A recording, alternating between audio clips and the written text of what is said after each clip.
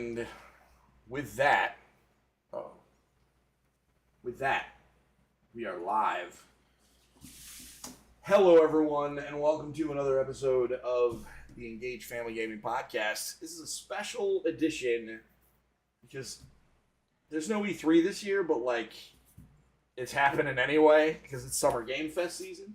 So today was the first official day of announcement season.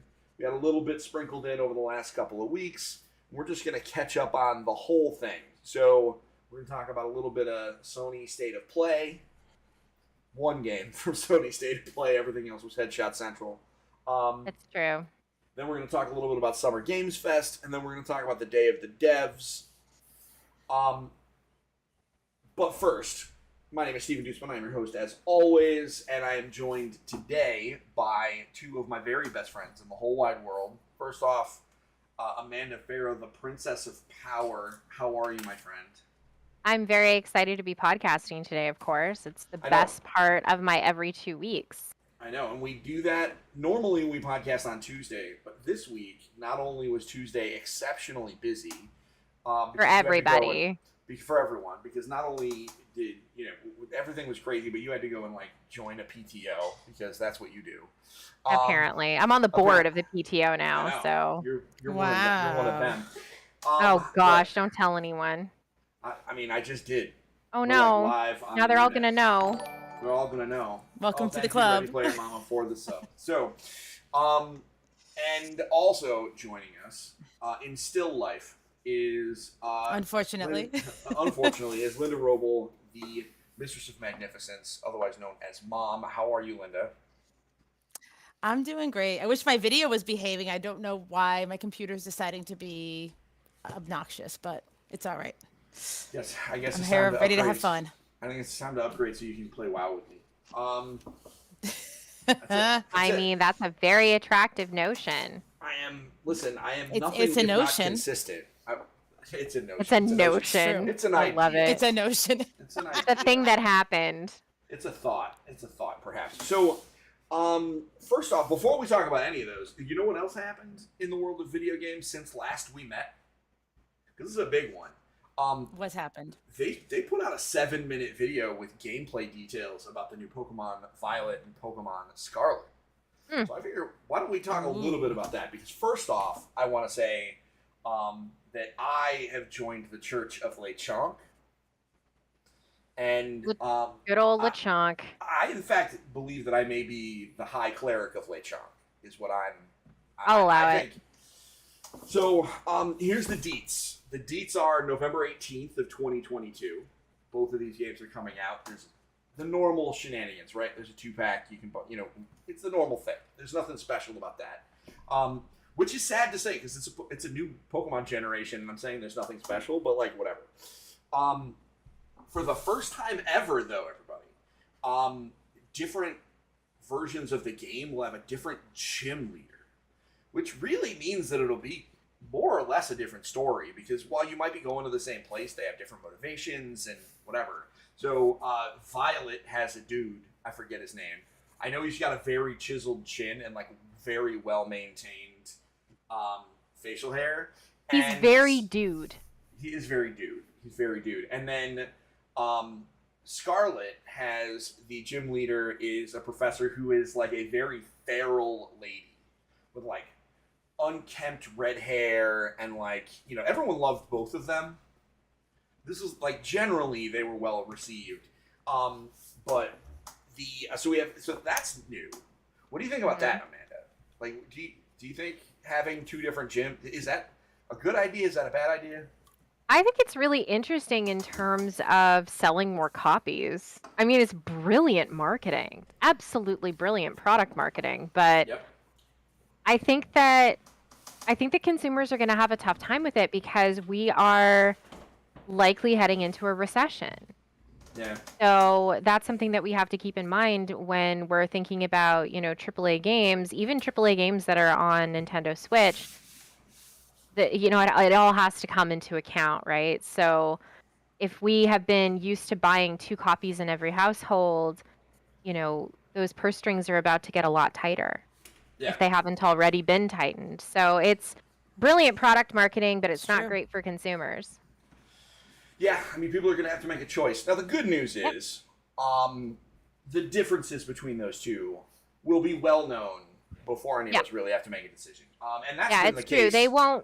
They won't obfuscate it because they've tried to do that in the past, and it just didn't work out. It didn't work out. No. So not only do they provide that information, but also, fans heck share that information. Like, if you 100%. Google the differences between Pokemon whatever, like Pokemon Sword and Pokemon Shield, the world is ready to give you the answers. So I think I think people will absolutely have to make a choice. I think more people will be making a choice as opposed to a double buy than before.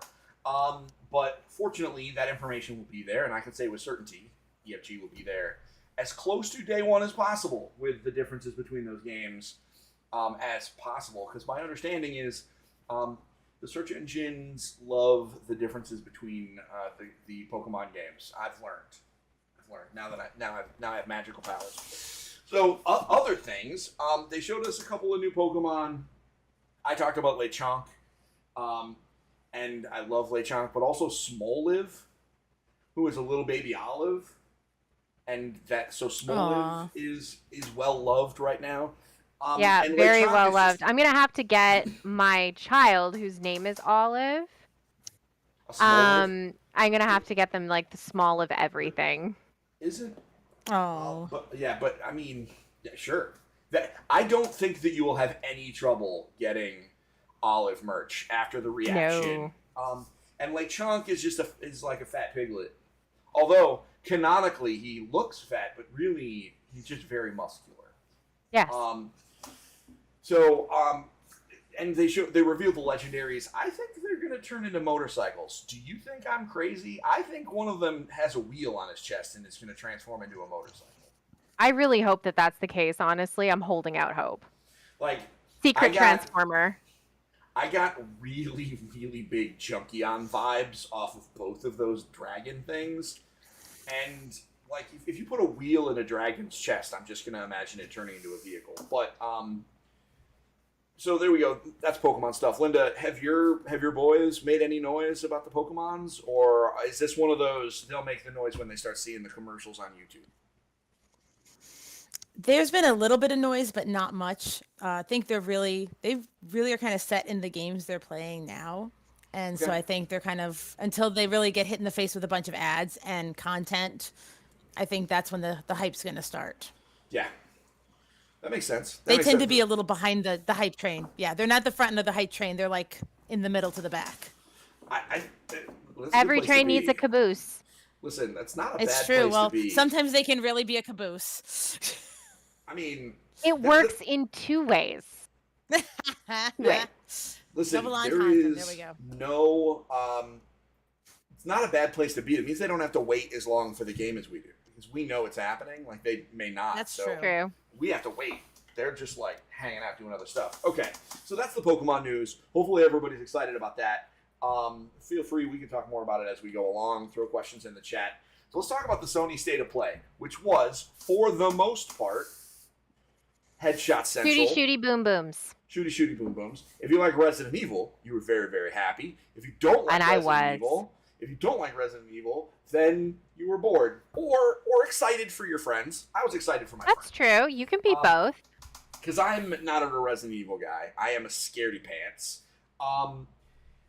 But they did show one game that got my heart a-fluttering. Linda, would you believe that at Sony State of Play they announced Street Fighter 6? Oh. And you know that I got excited. Of course you did. I could hear your shouting 2 states away. 2 states away. That was the noise I heard. Yeah, right? It was like an earthquake, only it was for me. So the details are limited. Here's what we know. As of the official, there have been some character leaks. I'm not going to talk about leaked characters because I want to enjoy them as they come in. But mostly the entire cast has been leaked. And Capcom confirmed it. But I'm just going to enjoy the ride because you all know I love hype season for fighting games. So they revealed 4 characters: Ryu, Chun-Li, and then 2 new characters, Jamie and Billy. Is it Billy? I don't know. No, and Luke. And so they showed 4 characters. Chun-Li in that trailer gave off big time like matronly big energy. mom vibes. And She's and it was mom like, goals. And I mean, it was amazing. Like, it was amazing. So we know it's coming next year. The big stuff that we know, because they revealed it afterwards, and this is why I think this is a big deal for us as a community, is they have multiple control schemes in this game. And one of them they're referring to as modern controls, which means basically all your specials are 1 button press. Yep. Your parry is 1 button press. And they have combos that are modern input only. So what we're seeing is there may be, and we don't know competitively, we don't know if EVO is going to require one thing or another, but I think that it seems like they might be trying to balance these characters out across their different control schemes. And there may be like a meta where it's appropriate to play Ryu with the modern control scheme versus Guile with the other control. Who knows? I'm not really sure. But the modern control scheme, it's been proven through the success and accessibility for other fighting games that have done this. Yeah. When all you got to do is hit 1 button to do Ryu's Dragon Punch. It makes it more accessible. You put my business hat back on, it increases your addressable market because people are not going to be afraid in order to pick it up. Because like I don't play a ton of fighting games, and when I do, I'm terrible at it. So giving me a leg up, so to speak, would be really nice. Yeah, and it's a big test, right? Like a big question mark about like some people simply can't do certain controller motions. Like, like the half circle forward to do it's really a tough. Is really hard. And it's kind of, I can remember the first time I did it myself, and was able to do it 90% of the time. I'm still not perfect because I have bad buttons. We've discussed this, but like the first time I was able to do it regularly, it was like a earth-shaking change in my ability to play the game. So now to be able to just give it to one of my sons and have them just push a button, it makes characters accessible. Like it used to be that I couldn't play different guys because I just couldn't do the moves. So I think that's awesome. Today at State of Play, they revealed Guile. Big surprise. I have a that hair is just as ridiculous as ever. Yeah, so normally Guile has like a big flat top, and it like goes up and a little bit out. It just straight up goes out now. It's like I've never seen. I don't know. And also, I feel like Guile skipped leg day. Well, I mean, he's always... What's wild is his principal move... Well, it depends. His big thing is that he crosses his arms so fast that he creates a sonic boom. So, like, you need to be real... You got to be strong to do that. But you'd think that the flash kick would require some legs, too. But he is definitely top-heavy. That is 100% true. The other thing that is really interesting is they have real-time... in-game shoutcasting done by AI. I love it. And they're going to be done, and all of them are going to be people from the fighting game community who do shoutcasting. So I want to begin my campaign, which means also this game is going to be on Steam, which means it's going to have Steam Workshop support, which means I'm probably going to have to make my own. So be ready for that, everybody. My body's ready. But I want Yipes. If you don't know who Yipes is, look him up on YouTube. I want Yipes to be in Street Fighter V. Normally, he does other games. I want them to make the exception and put him in here. I think it's just cool. It's a neat little way to make the fighting experience feel more like you're in a tournament, even though you're at your house. And that's a crazy complicated, but they've done it in sports games forever. This is kind of a sport. Aesthetically... the characters all look beautiful, and they changed it from like a painterly aesthetic to everything looks like graffiti now. So like when you're punching guys, instead of like a black splash of ink, like you were drawing ink, doing like Japanese calligraphy, it's like somebody's doing graffiti. Everything's more colorful, etc. Can't wait.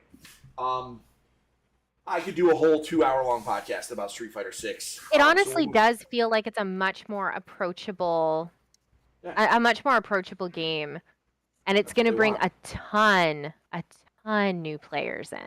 That's what I'm hoping for. It's going to be great. I already know. All I want. I've already started shopping for fight sticks so that I can challenge my sons. So I'm so here for it. They better be ready. They better be ready. So so that was pretty much it for the state of play. Everything else was Headshot Central. Fast forwarding again a little bit to this afternoon, which is Summer Game Fest kickoff show, which is a Jeff Keighley joint. He's the guy that runs the Game Awards at the end of the year, which he is still doing. That's been confirmed. Mm-hmm.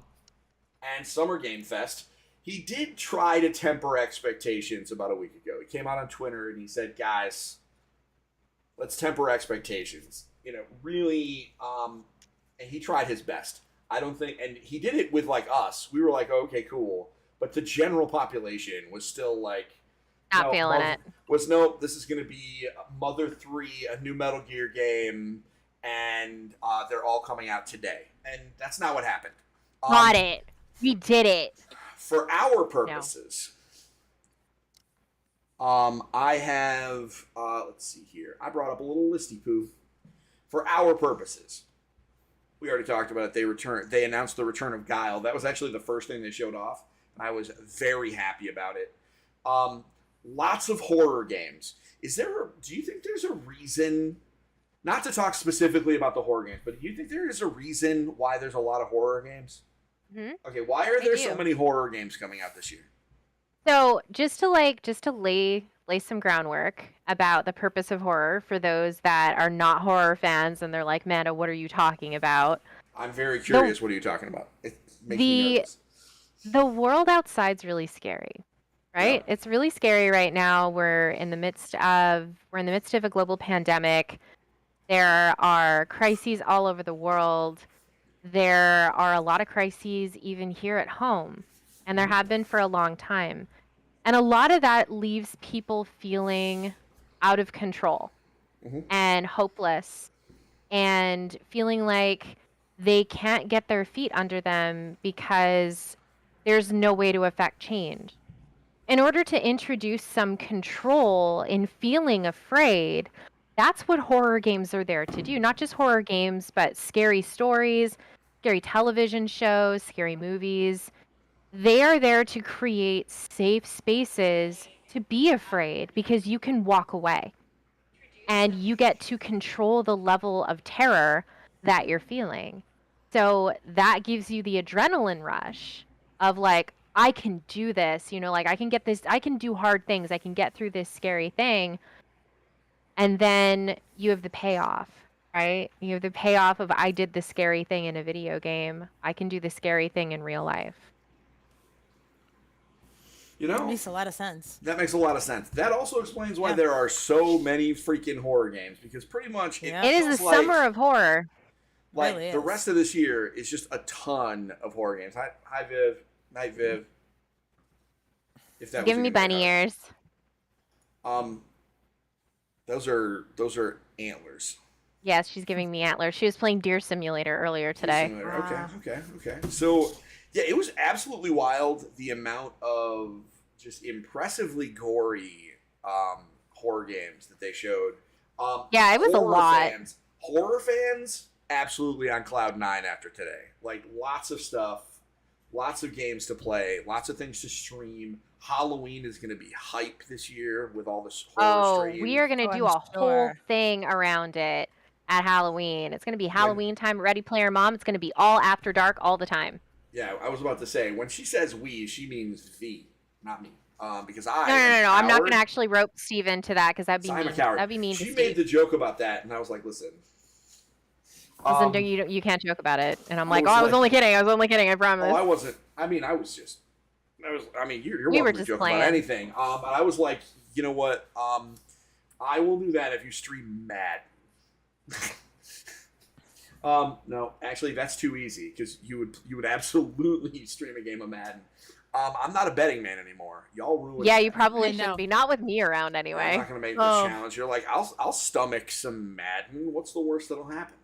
Okay, so, but it wasn't all bad though, because there were some superhero games to talk about. Two of them specifically, one from Marvel and one from DC. I think they both actually look pretty cool. We've talked about Marvel Midnight Suns before on our show. This is a Firaxis XCOM style strategy game featuring Marvel superheroes in a supernatural fight against demons.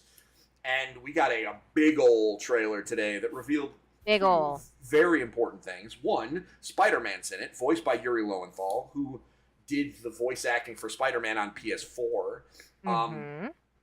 A remarkable job. A very good Spider-Man. Definitely the best video game Spider-Man. Admittedly, competition not hard, but I think he is one of the better Spider-Men just in general. He does a really great job. And he's in this. I agree. We also found out that not only are there going to be heroes that we all know and love that we get to mess around with, Ghost Rider, Captain America, Iron Man, Spider-Man, Doctor Strange, but there are going to be some corrupted versions of other heroes like Venom, Sabretooth. That person on the left-hand side was Sabretooth, by the way. I didn't notice that until somebody told me. The Scarlet Witch and a demon version of the Hulk. That was wild. That freaked me out. It's hard to forget, or rather, it's hard to remember that Hulk kind of straddles this strange line between the good guys and the bad guys. They really do in the MCU at least, like they make him like monstrous, but like they really do kind of play him off as kind of like comic relief. When the reality is like he's a terrifying being to be around, and like he has like a buddy cop thing with Thor for a while, and like whatever. And I mean that's cool and fun. But he's a force of nature that is indestructible, and so to have him come in this game and be a bad guy I was like, damn. That was impactful. Yeah, they're definitely going for it. They gave us a release date. It's October 7th. They did not show us an ESRB rating. And this is one of the things where I am actually curious because there's two ways to look at this. It is a Marvel property, and it involves the fact that Spider-Man is in it leads me to believe that this is probably going to be rated T. Because Spider-Man is generally considered one of the more family-friendly heroes in the Marvel canon, right? Like, they show Spider-Man to kids constantly. I have trouble seeing an M-rated Spider-Man game. Absolutely, especially because he's a teenager. Not that can't make it M-rated, you're right. But he's a teenager. He's still a kid in some ways. He's still a kid in a lot of ways. Exactly. Right. So we all have teenagers. Don't we? I know. Do we all have teenagers? I think we do. Yeah, we do. So, speaking of horror games, we did find out it's coming October 7th.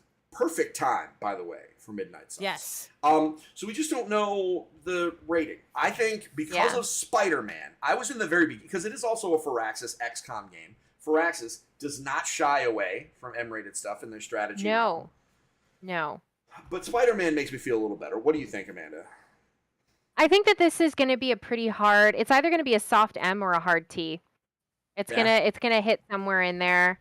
Because if I take a look at what I'm interested to see what Chimera Squad looked like, which was their last XCOM game. That was actually rated T.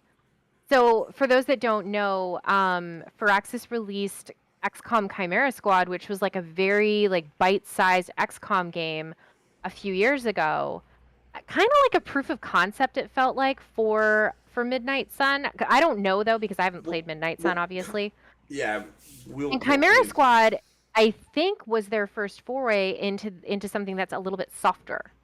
So they've shown that they can do it in an XCOM setting, but I don't know if they'll want to, involving these really hardcore bad guys, like having Sabretooth especially. Sabretooth is not a good dude. Very, very bad. Venom can kind of go either way, and it's the same thing with the Scarlet Witch. Like the Scarlet Witch is not great, but you could humanize her. Lilith isn't great, obviously, but Sabretooth is genuinely the one that gives me pause. Yeah, it's gonna be really interesting, and obviously we're gonna find out as the game gets closer. Yeah. I mean, we have a release date. It's October 7th.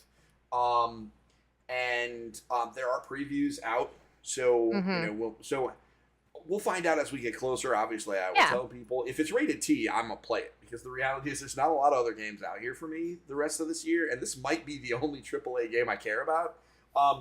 We're going to find out on Sunday, basically, from Xbox. So that's Marvel Midnight Suns. At the very least, I'm very hyped for just to find out more about it. They also gave us more information about Gotham Knights, which is a multiplayer Batman game set in the Batman Arkham universe. This is another one that could end up being straddling the T and M line. This one I think is probably not going to straddle the T and M line. I think it's just going to be an M. You think? Yeah, it's going to be. What were the Arkham games? Well, let me take a look, but I'm pretty sure those were M.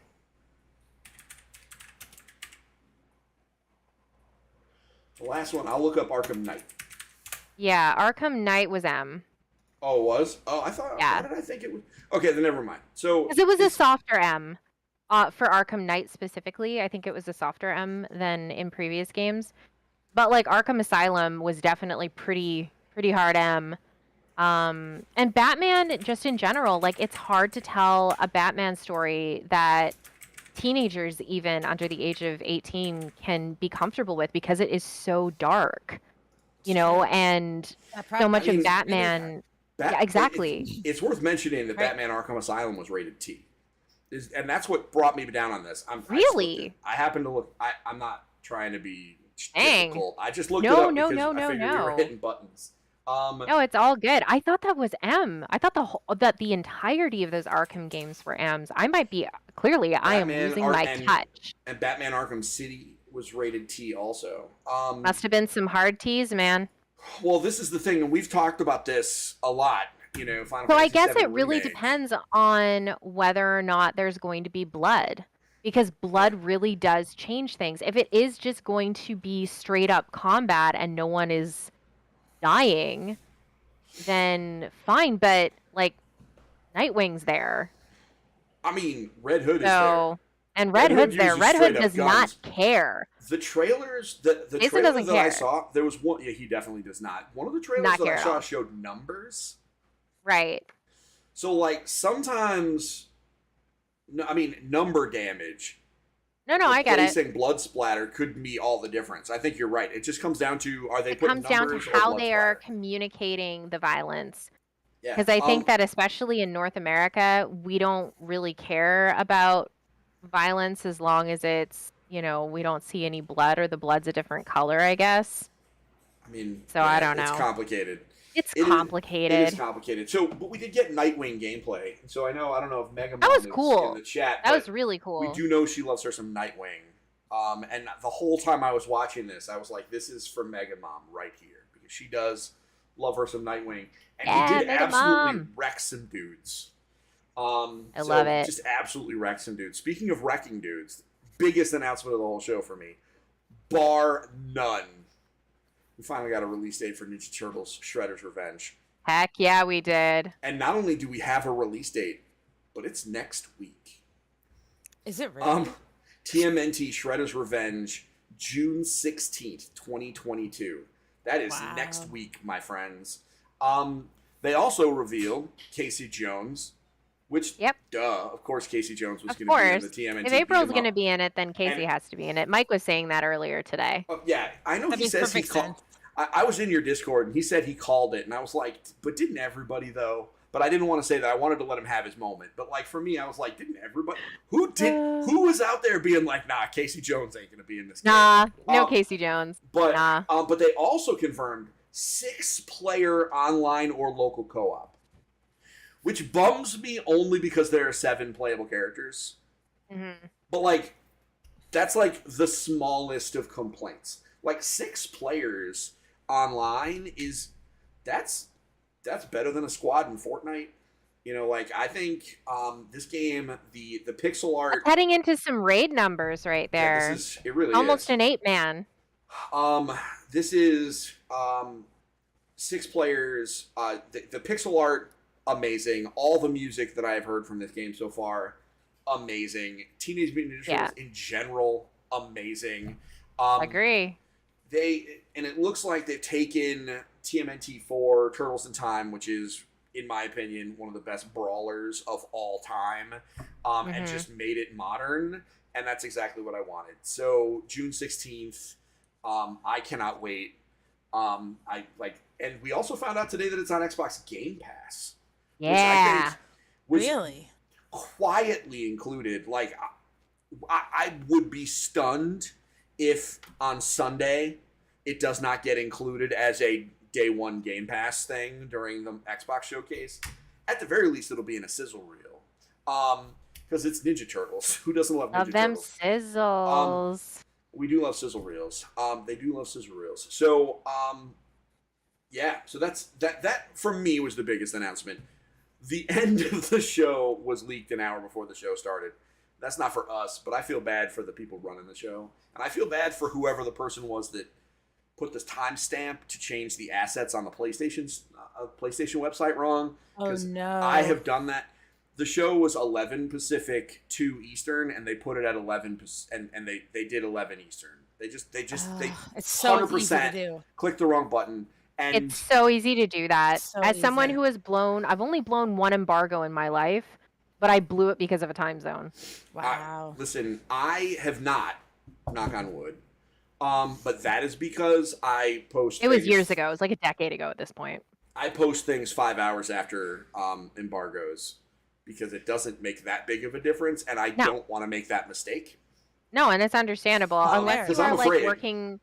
Well, and unless you're working for a site where that's something that is absolutely necessary, then why chance it? Could you Exactly. imagine? Like, my biggest pushing. nightmare was like I finally get a big break and like Devolver is working on me. Like, do I really want to put like do I really want to risk the connection that I have with freaking, or it was Greg Miller's wife? Like, do I really want to piss Jen off? No, No. she's from Quebec. You don't want to mess Yeah, with well, her. exactly. I don't want to Ever. mess with. I don't want to mess with somebody from Quebec. No. So I just. I don't waited 5 either. hours. I am mad. I'm like, do I really want to do that? Like, and it was. So anyway, I feel bad for them. The Last of Us Part 1 is getting remade. I don't know, whatever. It's not for us. Although my mom has said I bring this up because I like to talk about my mom and her gaming interests. I love She your knows mom. that I've never they're- met her, and I love her. Linda has met her, I think, once or twice. Oh. More than once or twice, yes. Yeah, she can confirm. My mom's pretty cool. Yeah, she really is. She has said that because she knows they're making a Last of Us show for HBO, and so she has It's true. expressed an interest With Pedro Pascal. with Pedro Pascal. Ooh. And isn't the girl that was like the person that ran from the girl from Game of Thrones, right? Is it the I girl think from Game so. of Yeah. Thrones? Well, there was a few of There's a them. few. But the There's a one that few was like the girls. girl that was like running a house that shouldn't have, and everybody was like terrified of, even though she was like. Oh, was it 9. Lillian Mormon? Was it the girl that played Lillian Mormon? That's the Yeah. name. Oh, love that actress. I don't know her name, but I love And her. so The Lady Mormont.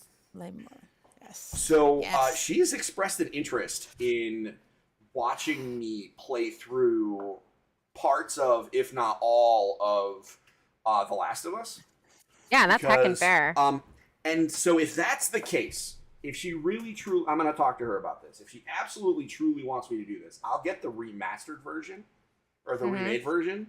And then, because it's going to have all sorts of new accessibility settings, so I'll make it so easy for me that I'll be able to play through it in like 10 hours. And then we'll just hang out for a day and like eat popcorn, and she'll get to watch a 10-hour movie while I play through the game. And she'll be able to keep me company so the zombies don't scare me, because I'll have my mommy there. We might do that. I don't know. If I do, I'll tell it. I'll live tweet it.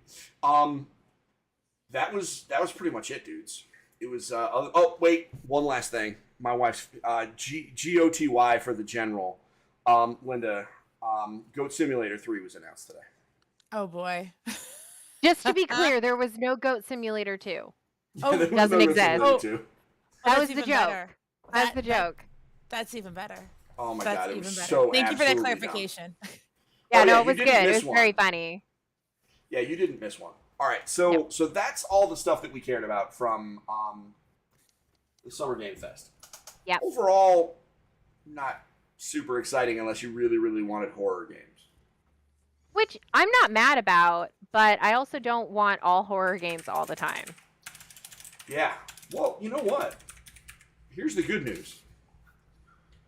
There was another thing. There was. There was technically two other things, but we'll get there. We'll get there. Day of the Devs happened immediately following. Like, you didn't even have time to get a drink. No, I saw somebody on it was Twitter, just go right in.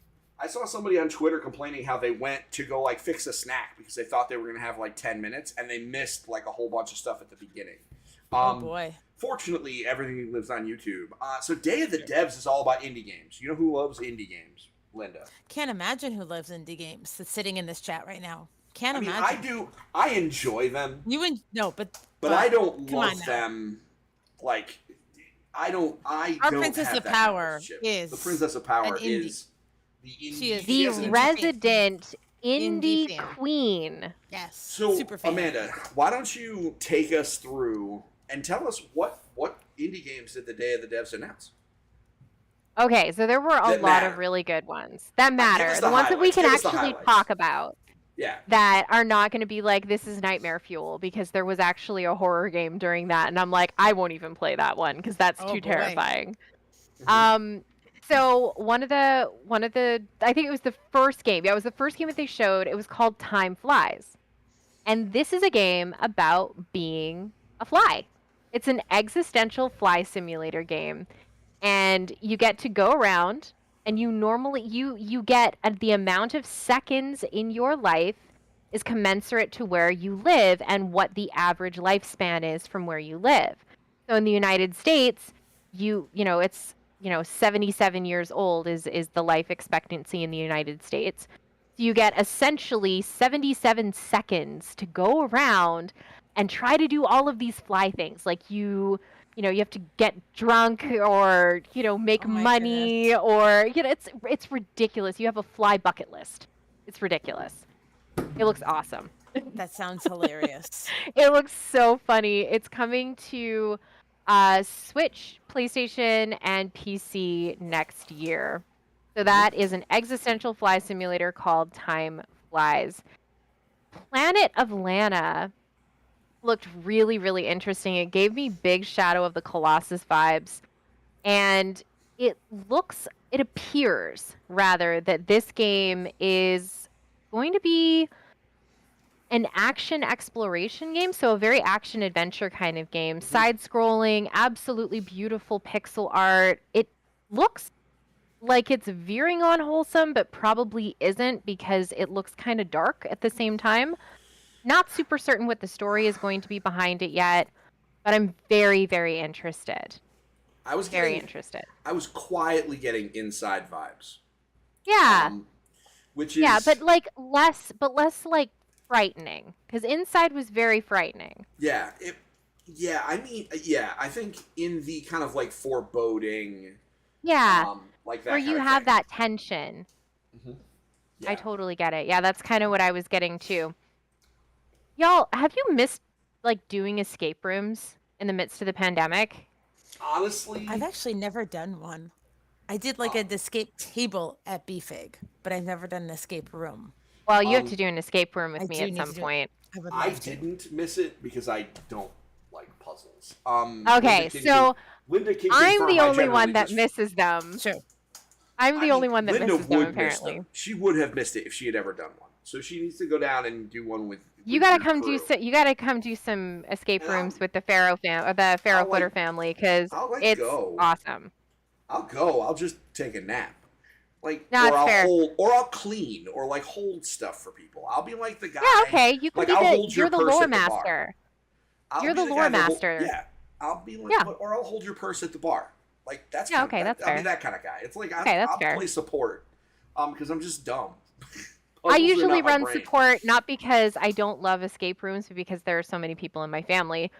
So Escape Academy, the reason why I'm bringing this up is because Escape Academy is actually an escape room action adventure puzzle game. Mm-hmm. It's a virtual escape room.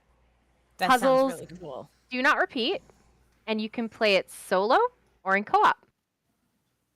And you have to find your way out of these rooms.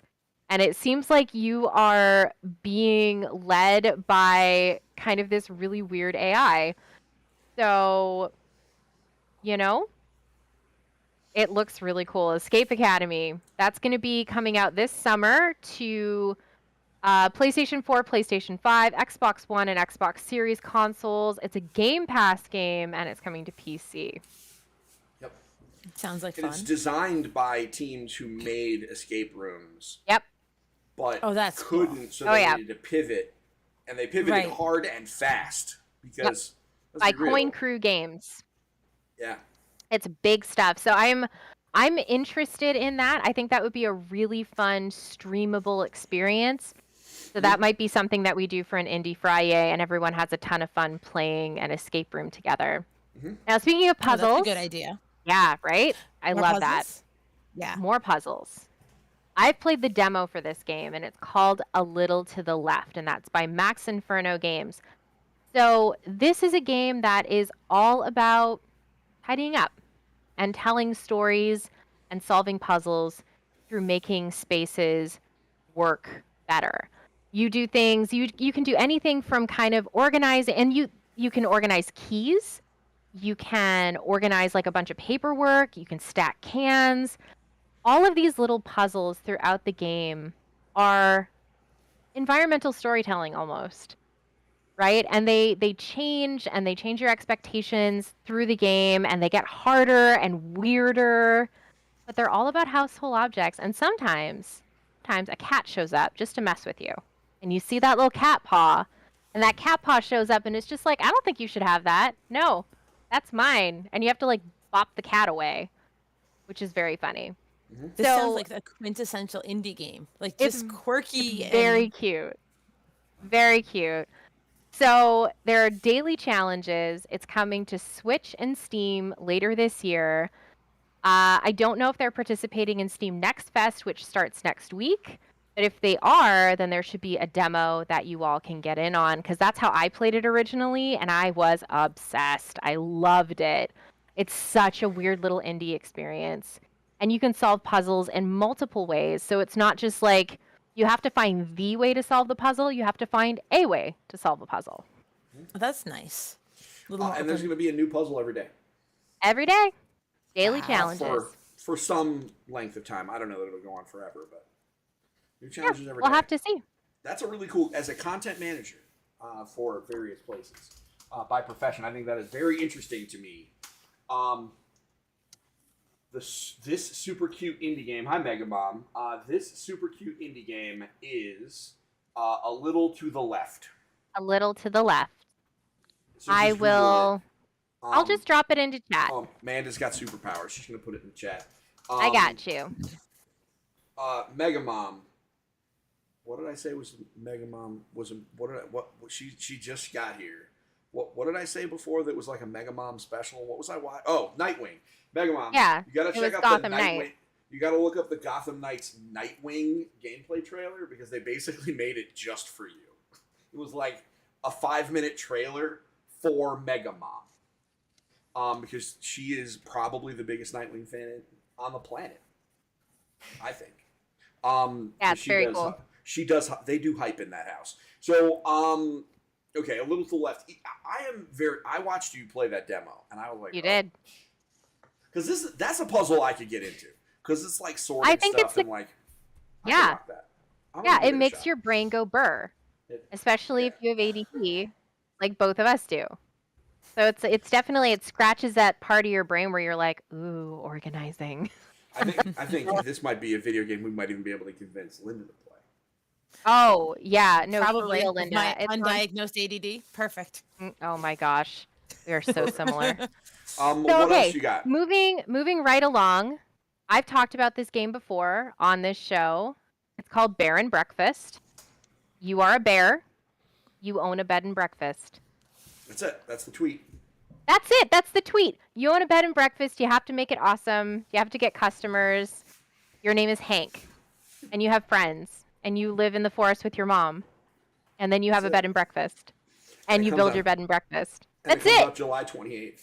It does. It comes out July 28th, right before I go off to Canada for a week and a bit. So I'm really excited about it because I've been looking forward to Bear and Breakfast since it was announced. I think it was announced like 18 months ago.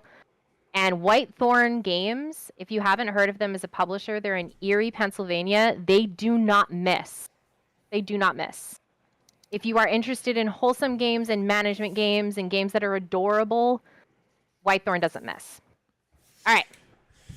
Moving right along. I do want to say that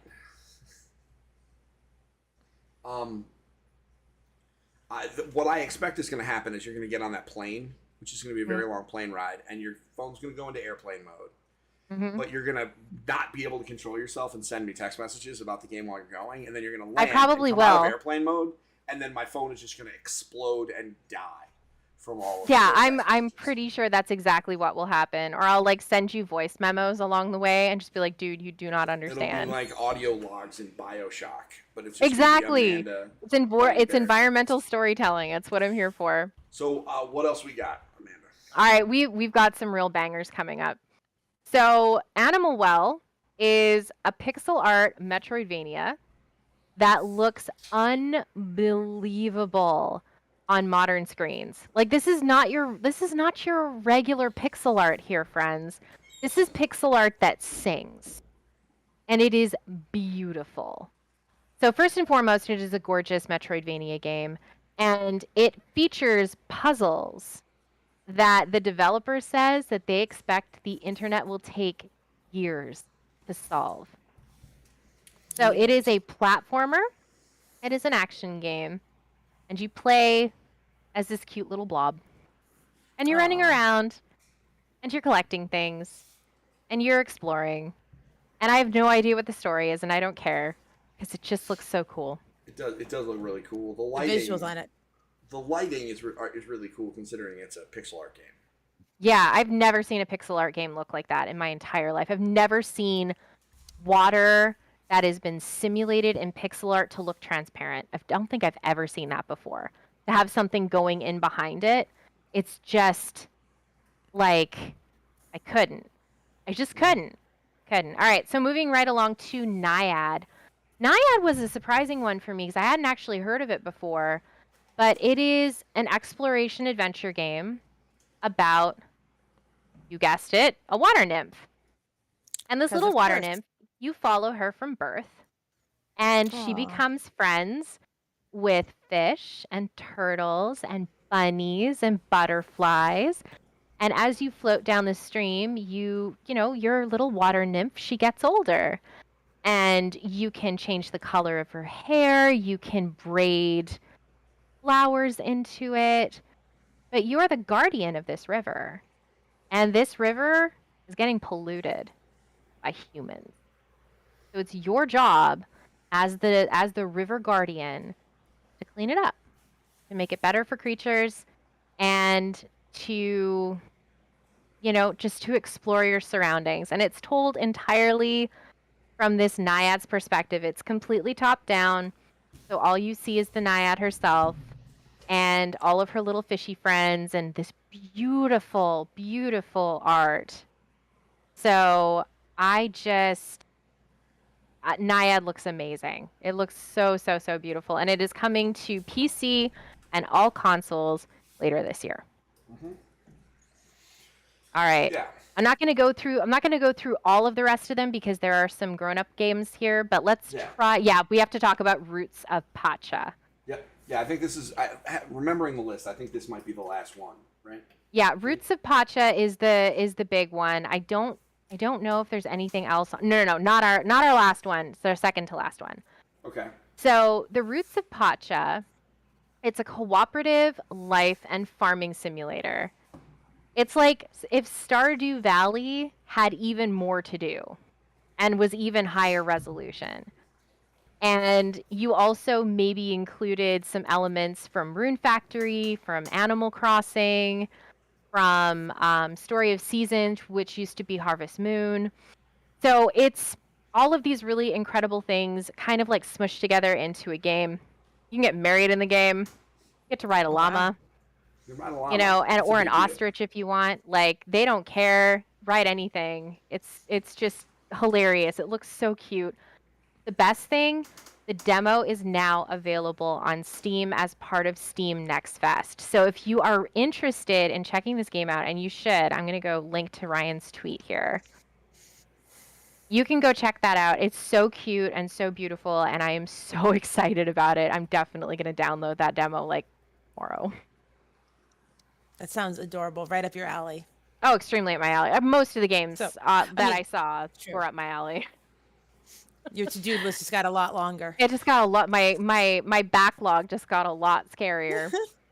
So the final game that they closed out with was a. I don't know. Is it like a? Is it a true success? Oh, he's not even down here.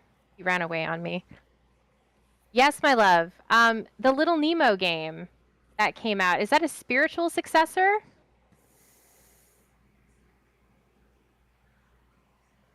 Oh, okay. It was a comic book back in the 30s. So Capcom actually made a Little Nemo game back in the 90s. And it was in the heyday of all of those great platform games that Capcom was putting out, like the Lion King and Aladdin and all that stuff. So they haven't done anything with Little Nemo in years. So there is this. It could, yeah, it very well might be. 1905. Wild. So it was actually a comic book. Oh my god, it's adorable. I love it. So there is a brand new Little Nemo game that is currently on Kickstarter, and it's called Wild. And it's called Little Nemo and the Guardians of Slumberland. I have never seen a platformer that looks like a Saturday morning cartoon more than Little Nemo and the Guardians of Slumberland. This game features like a lot of the action that you're used to playing games like the Adventure Pals, but it's it's also this wonderful soundtrack by Anamanaguchi as well, who is famous for doing killer chip tunes. So that's the big stuff that came out of Day of the Devs, and that's the stuff that I think that we should be keeping our eyes on as parents and lovers of indie games. Man, that was what it's was interesting. hefty. We came out of Summer Game Fest like, I don't want to say like sad, right? But like we came. I wasn't out of it, sad. I was low energy though. Exactly, we were low energy. We were like, wow, this is like kind of a bummer. Like we didn't get that one more thing moment because like it got leaked, right? Like because even if we didn't want to play it, like it's still cool when there's like one big exciting thing. It was kind of like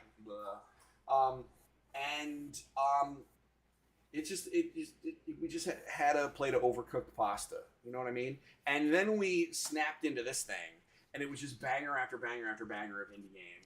And it was. And it definitely, I had to leave partway through it, but even I was like, this is the bomb. Like, so many good things, so many games we're going to talk about over the rest of the year and into next year. And I am thrilled to be able to do so. And there was one more game that you told us about. There was. Because you're right, there was one more. And so, Linda, why don't you take it away? Not Linda. I mean, I was going to say.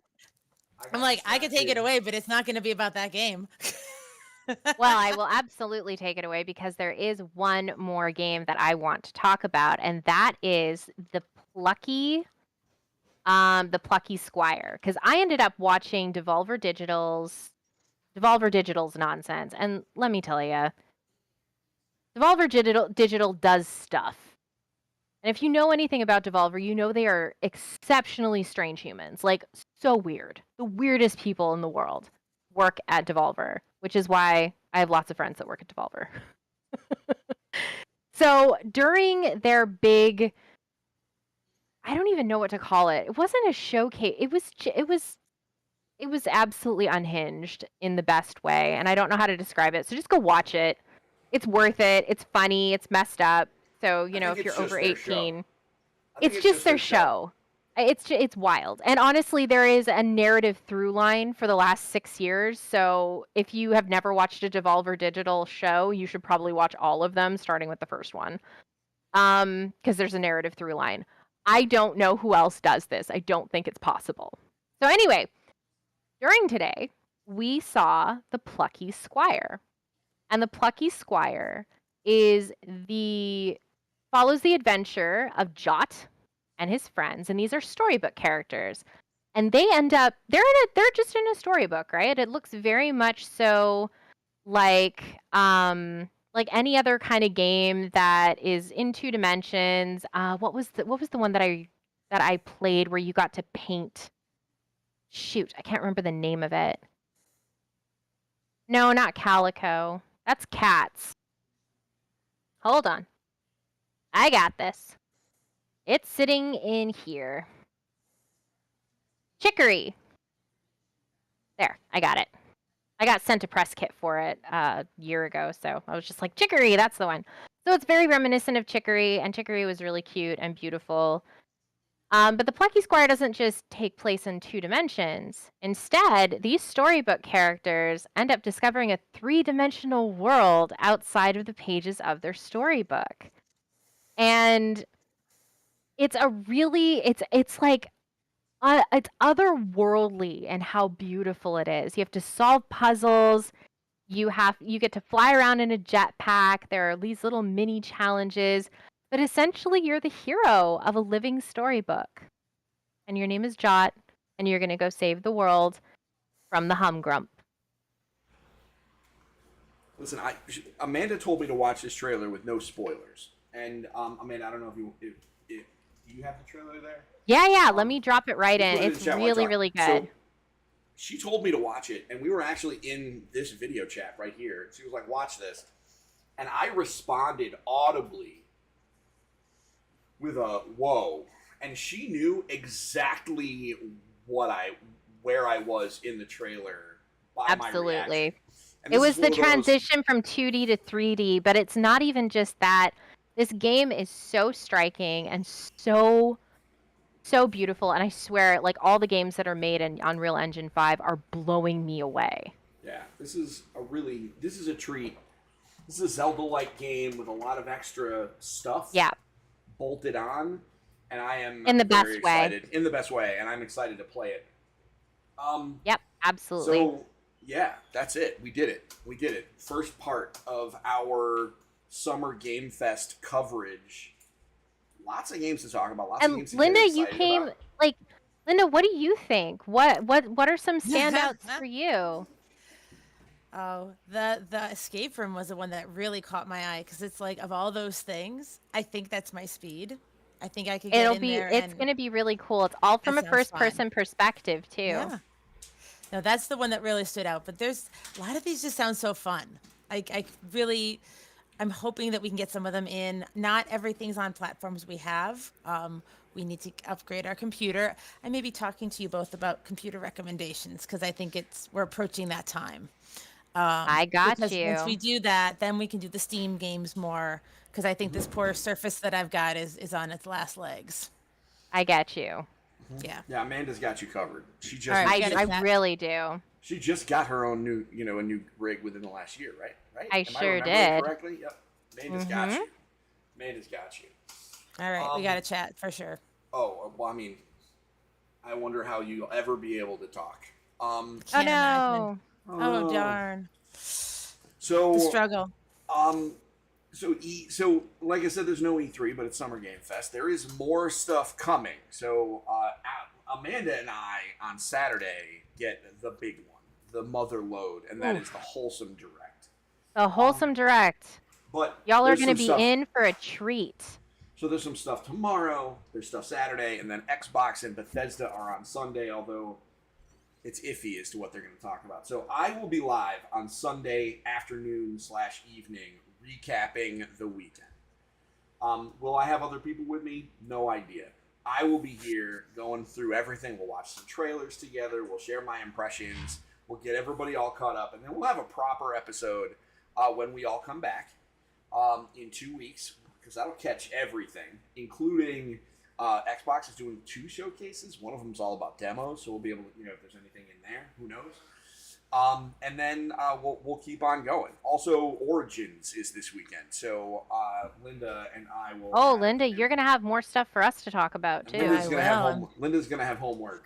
I do. So we'll have plenty of stuff to Report talk cards about there. first. This weekend, Report cards report first, cards, yes. and then I'll get into the Origins content. Listen, we got, the video games are going to keep us all very busy for a little bit, and then you can deal with Origins. So, everybody, I hope you had a wonderful night.